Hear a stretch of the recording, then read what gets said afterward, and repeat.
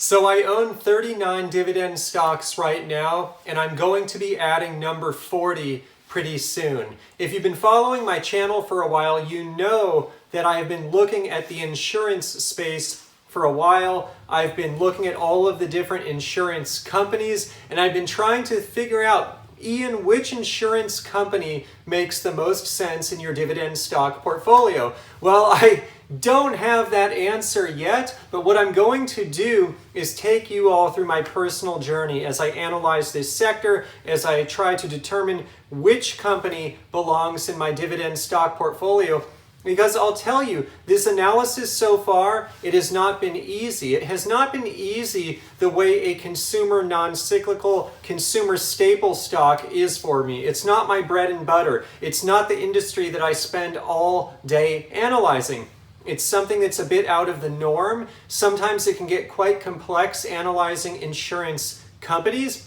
And so I thought this would be the perfect case to share with everyone out there, to take everyone through the process. And so today, I want to share that process. I want to kick it off in today's video. I'm going to share with you how I analyze insurance companies, the ones I'm looking at right now, and how I'm going to arrive at position number 40 in my dividend stock portfolio. So let's get started.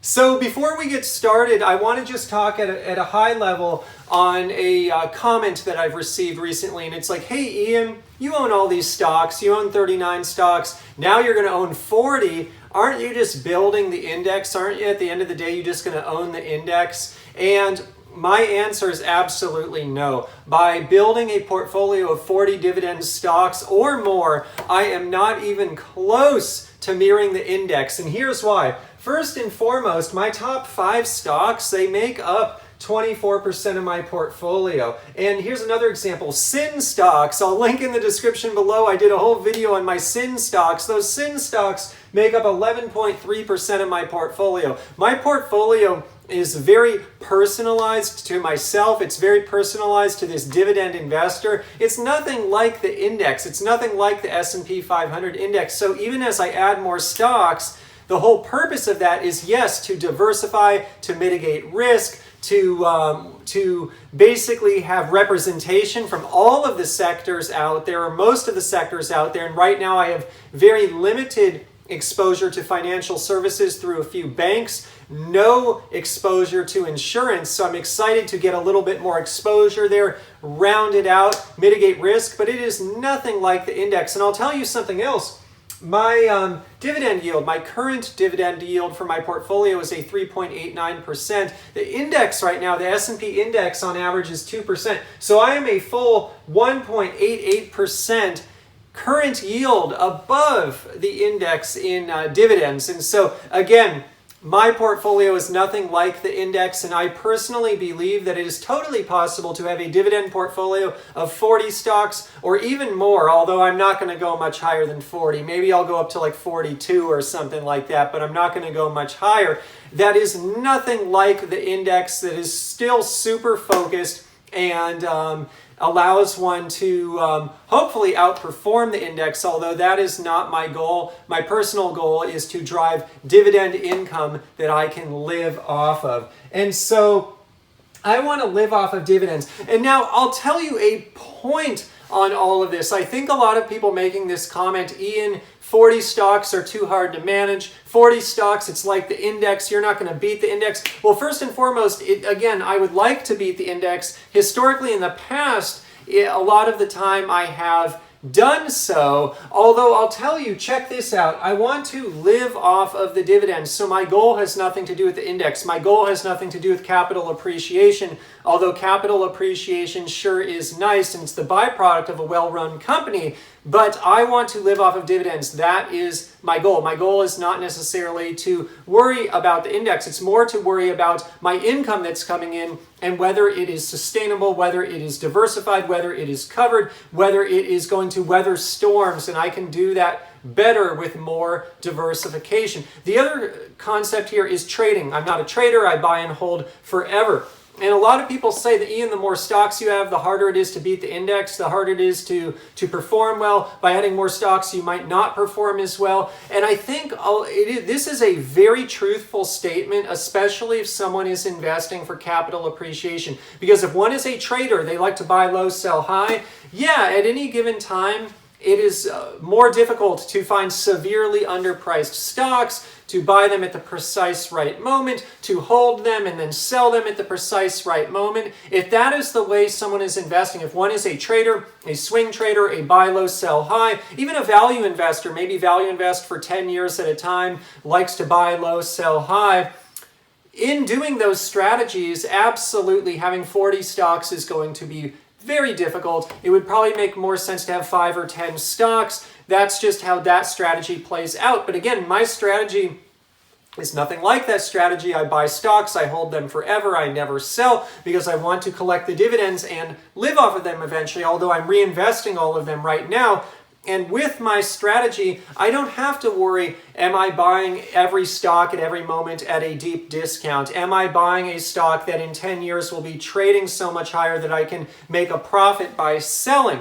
Surely I try to do that, and I try to buy stocks at attractive valuations that have an opportunity to go up and do well, and I have many examples of that I've shared on my channel here before. But again, I invest for the dividends, and so I am looking at a completely different goal than most investors out there, and that's why I believe that 40 stocks makes a ton of sense for me, and I love having 40 stocks in my dividend stock portfolio.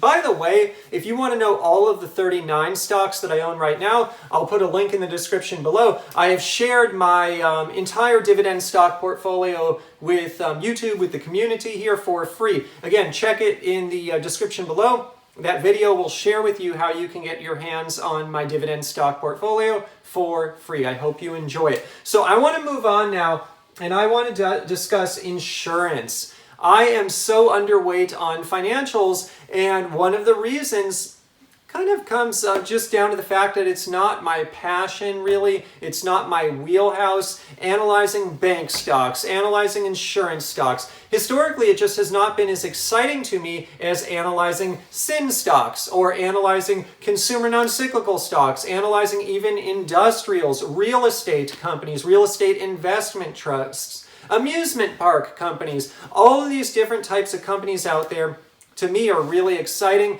But if you tell me, Ian, go sit down and analyze insurance companies for the day, historically that has not been as exciting to me, and therefore it has not been in my wheelhouse as much as some of these other industries. That's kind of the evolution of my portfolio. I started out in all of the industries that were quite a bit more exciting to me, and that I had quite a bit more experience analyzing from an investment space. But the time has come, I want to buy an insurance company because I want the diversification, but also I think the macro trends are in favor of this industry right now. In a rising interest rate environment, banks, but also insurance companies are some of the companies that will prosper. And so I'll get more into that in a minute, but I think from a macro level, the timing is appropriate now to add an insurance company to my portfolio.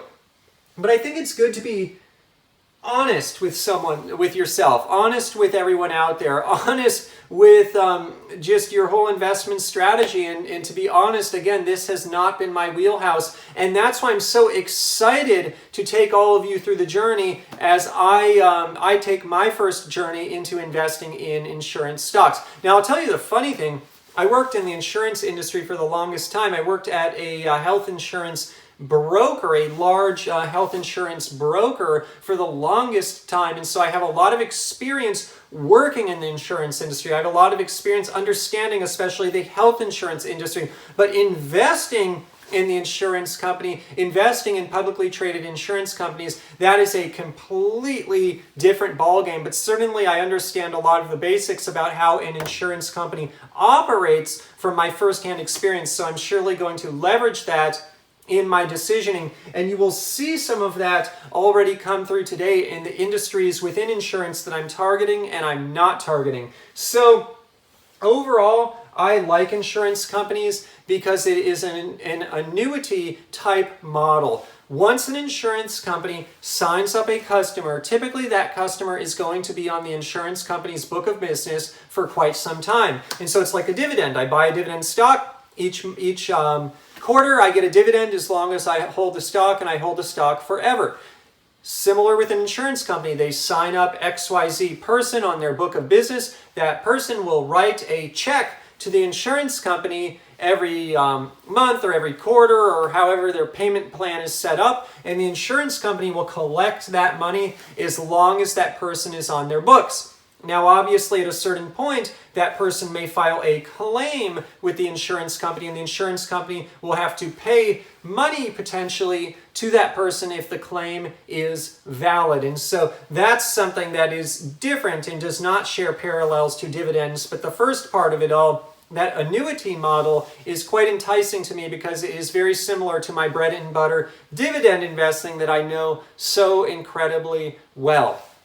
So what else? Rising interest rates. Why are rising interest rates good for insurance companies? Well, insurance companies, what they do is they collect these premiums. As I was just mentioning, each month, each quarter, however the premium schedule is set up, the people who are insured on the insurance company's book of business, they pay these premiums to the insurance companies for the privilege of having that insurance coverage. Now, also on an ongoing basis, these insurance companies have losses that they have to pay out. They have to pay out claims, but there is a delta between the premiums coming in and the claims going out, and that delta is called the float. And what insurance companies do is they invest this float. They can invest it in a number of different ways, but the way that a lot of insurance companies invest the float is they take a very conservative approach. What they do is they typically invest it in fixed income instruments, very stable instruments, typically that are governed by interest rates. And so this is something else that's interesting. People ask me all the time, Ian, do you invest in bonds? In general, I'm not a bond investor. I'm a dividend investor. But what's funny here is I'm going to get some indirect exposure to the bond market through an insurance company, through their float and their investment income that comes of the float. And so that's what's so interesting about insurance companies in a rising interest rate market. And when I analyze my insurance companies, this is going to be a video series, so stay tuned. I will link ongoing to my videos, so just subscribe if you want to see the next one. But I will be looking closely at the float. I will be looking at the float, how they manage the float, how they invest the float. That will be very interesting to understand because that is a key component of how many insurance companies make money. And so they better be doing a good job of investing their float and getting as much yield on their float as possible. Of course, mitigating risk, not taking on undue risk. So what else am I going to be doing? My criteria, how am I going to be analyzing these? First and foremost, I want to know what is the sustainability of the business. And so I listed here a few different types of insurance companies because not all insurance companies are created equal. There are property and casualty, auto insurance, life insurance, health insurance. I actually rank these here number 1 through 4. Let me tell you why.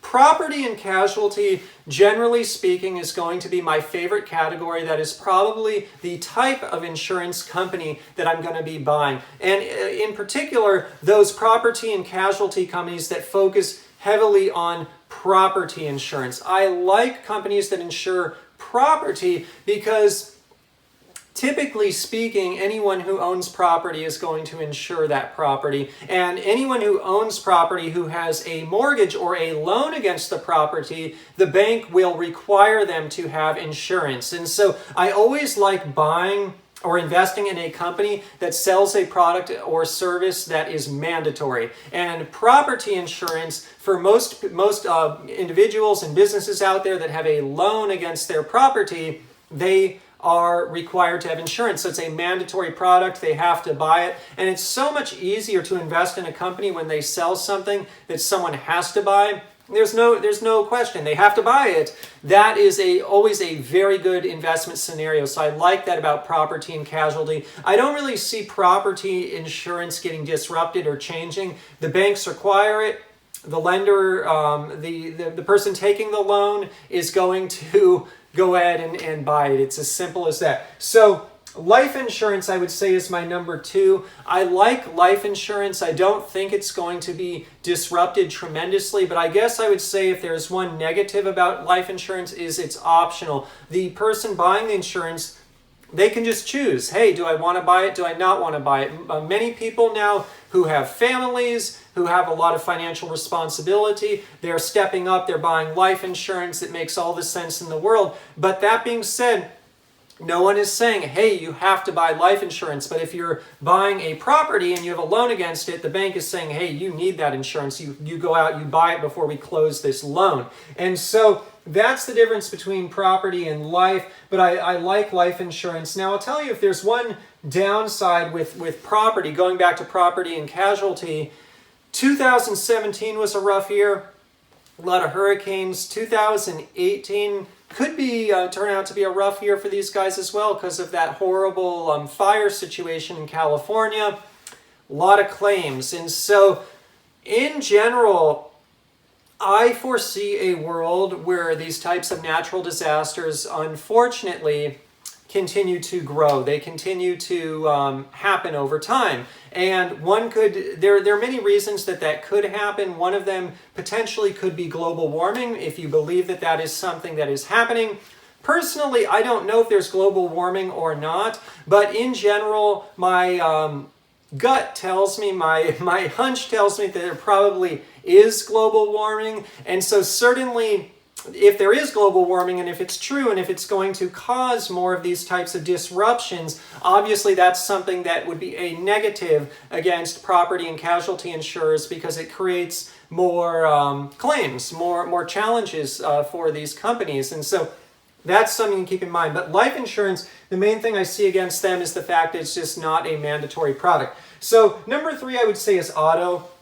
I don't really want to buy an auto insurance company, especially a company that's really heavy into auto insurance. I'm just probably not going to do it. And the reason being is auto is getting so disrupted. I think in one arena, there's going to be this driverless car, and quite frankly, it's also, we're going to be moving into a world not only that is driverless cars, but ownerless cars as well. You don't own a car and you don't drive a car. You need a car, it's going to show up and you get in there and the robot, the AI, will take you where you need to go. In that kind of situation, do consumers need to purchase auto insurance the way that they did before? I'm sure the insurance companies will find a way to profit and to flourish in this new world that we're moving into, but I certainly don't want to invest in an auto insurance company now as we head into these changes in the future. And so that's probably why, not only probably, that's why I will just stay away from auto insurance. And there's also just a lot of disruption there. There are a lot of new startups trying to provide insurance that allow consumers to buy insurance if they on a per mile basis, which is disrupting the industry versus previously buying it in bulk. And so there's a lot of disruption happening in auto insurance. It's generally not going to be a category for me. And then health insurance, I will tell you, I worked in that industry. I do not want to invest in health insurance because it is an industry facing just too much disruption. There's a lot of disruption, and not only disruption, but government intervention. So disruption not only from new companies and startups. So I'm talking about the government thinking about overhauling stuff. And I would not be surprised at some point in our future, the healthcare sector just completely changes. And I have no idea what that's going to look at. But all I know at this point is the current system, it has a lot of flaws. It has a lot of challenges. And so I'm just out. When it comes to health insurance, I don't want to invest in that particular sector. Now, moving on. How am I going to analyze these? So obviously at a high level, I'm just doing a meta level analysis, and I'm probably going to end up buying a company, again, that's a property and casualty with a heavy property focus, and maybe a life insurance company, but probably not. It's probably going to be property and casualty. So you already know which two I'm looking at, the top two. We'll get to that in a minute. But it's Chubb and it's Travelers. Those are the two that I'm looking at really heavily. So moving on, I'm going to look at the combined ratio. there's this notion, we talked about float. Float's really important because this is a big contributor to how insurance companies make money. They've got this float, they invest it, and they get to keep the profits that come of the float. Awesome, I love that. It's really cool. But they also have this sense of the combined ratio. So what the combined ratio is basically losses or claims that are going out divided by premiums coming in. If the combined ratio is less than 100%, it's a good thing. The lower the combined ratio, the better. And what it means is they're actually turning an operating profit. Not only are they making money on their float, but they're making money literally because the premiums coming in are higher than the payments going out. And so that's why a combined ratio less than 100% is good. And I'm going to be looking for an insurance company that has a really good combined ratio. And again, what that ratio is it's the losses, the payments going out, divided by the premiums coming in. And so that's going to be really cool. I'm also going to look at return on equity. I know I owe you guys a video on how to analyze bank stocks. That's still in the works. The reason it's kind of taking a little bit longer is I want an entire Excel spreadsheet to accompany that video. And so I'm working on the Excel spreadsheet in tandem with the video. But one thing you'll see in analyzing banks that's very similar with insurance companies is this concept of return on equity. And so what return on equity is it's net income divided by stockholders' equity or shareholders' equity. And what shareholders' equity is it's literally assets minus liabilities. And so this is really a metric that shows how well the financial institution is getting a return on capital invested in the company. And return on equity, it's a very important metric. I would say for banks and for insurance companies, I don't pay quite as much attention to it in other sectors because stockholders' equity in a lot of sectors, especially consumer non-cyclical, oftentimes there may not be a lot of stockholders' equity, and it's really specific to those, because quite frankly, a lot of the companies I invest in, they don't have a lot of assets. They don't have to have a lot of assets because they're just generating a lot of cash and paying it out. But in the case of a bank or an insurance company, there are a ton of assets because they, in the case of the insurance company, they got that float. In the case of a bank, they've got all of these assets on their books. And so return on equity is a really important metric in this case. And I'm going to look again for the combined ratio and also the return on equity. How well are these metrics stacking up against the peer set? And so again, I can tell you off the bat, I know Chubb and Travelers in general have a really good historical trends with both of these metrics. So I'm going to look obviously at the compound annual growth rate of the dividends. I want an insurance company that has a rising stream of dividends over time. And a lot of these companies in the short run, the starting yields, they're kind of low. They're much lower than my average. My average is a 3.89. A lot of these insurance companies, you're going to get a starting yield in the 2% range, mid twos. Nothing to write home about, nothing exciting. But as they grow it over time, there's an opportunity to have a really solid yield on cost. That's what I'm after here. So I'm going to look at that really closely. I'm going to look also just at book value. So another name for stockholders' equity or shareholders' equity, again, assets minus liabilities on the balance sheet, is book value. And a lot of financial experts are saying that for insurance companies, a great way to look at them is a price to book of about 1 is a good entry point. If it's a lot higher than 1, it may not be as good of a value. So I'm going to be looking at that price to book as well as it pertains to stockholders' equity. Now, I'm going to look at my other typical metrics like revenue. Is it growing? I want to see them doing more business. I want to see the company growing. I want them to be signing up more accounts. I'm going to look at the net income. I'm going to look at the margins, the profit margins, the earnings. Now, I want to look at geo-diversification as well, because if an insurance company is really focused on one particular geography, especially a property and casualty company, that could be really risky. And so I got to keep an eye on that. So all of my normal metrics, I'm going to look at their scale. I'll tell you, I'm kind of leaning towards Chubb here just because they got the biggest scale in terms of being publicly traded. 60 plus billion-dollar market cap, whereas I think Travelers and a lot of these other guys are in the 30 billion range.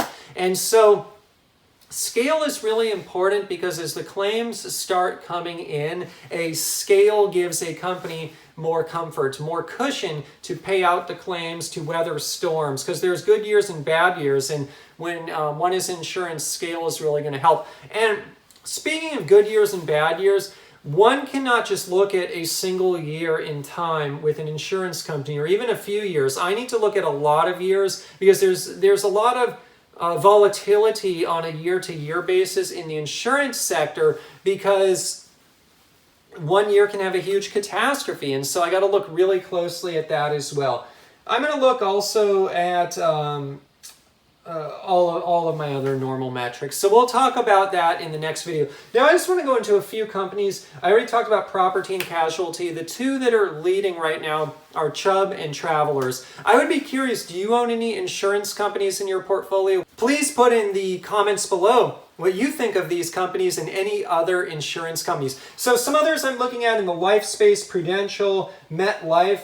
Now, I'll tell you, Prudential, a lot of dividend investors like this, really low PE, really good starting yield. The thing that worries me about Prudential, and probably just crosses it right off the list, is they're heavy also in the financial services space, especially in like the mutual funds, money management space. That is a sector I don't want to invest in at all because I think it's going to get completely disrupted. Look, I invest in individual stocks for dividends. I don't really like mutual funds. I don't even like index funds for that matter. So we've talked about this at length, but I don't want to invest in that space just because I think it's going to get totally disrupted. And I think a lot of like kind of legacy, like pension plans and 401k plans, they're tied to these mutual funds, but over time, all of that is going to get disrupted, and I think companies that are providing traditional mutual fund type solutions, those are not companies that I personally want to invest in. And because Prudential is heavy in that space,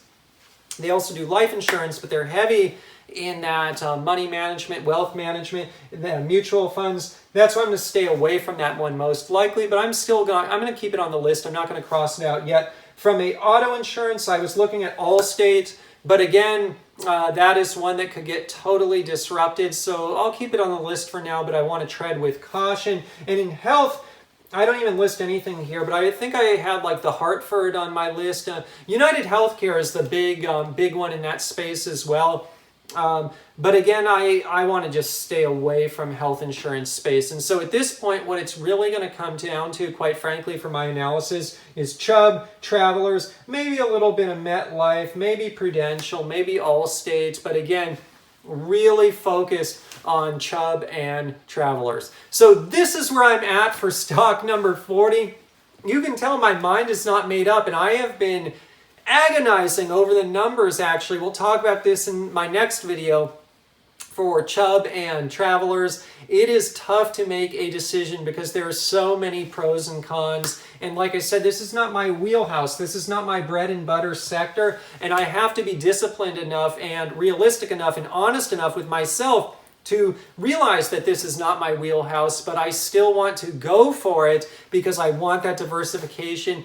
I respect what this sector brings to the table. I like this sector. I think there's a lot of value in this sector, and I think the timing is right in the interest rate cycle to start building my position here in 2019. And look, this is not going to be my core focus for 2019, but likely what I'll do is find the right stock, start buying it, and then just average in over time, just like I always do. Just like I did with General Mills in 2018, and I continue to do actually with General Mills in 2019.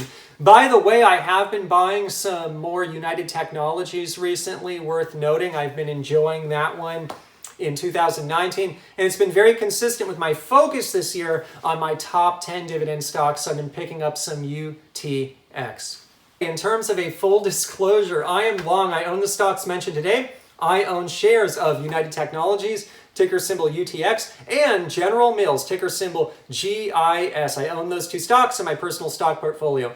In terms of a friendly disclaimer, today's video is not investment advice. I'm not a licensed investment advisor. Today's video is just for your fun and entertainment. If you're going to go out and invest in the stock market or anywhere else, please consult your licensed financial advisor first. Literally just sharing my journey here on YouTube for fun and entertainment.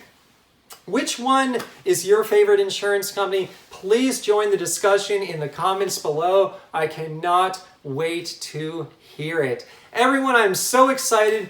20,000 Dividend investors strong. I hope you enjoyed the video today. By the way, it is actually late at night. This has been a long day. I ran 10 miles earlier today, and then I put in a full day of work. We finally got the kids to bed, and so it is actually kind of late at night, and I'm a little bit tired, but I know that I want to keep my YouTubing up, I want to keep the schedule up, and I want to produce these videos about dividend investing. So even if my game is not 100% today, I really hope you guys enjoyed the video. I will see you in the next dividend investing video.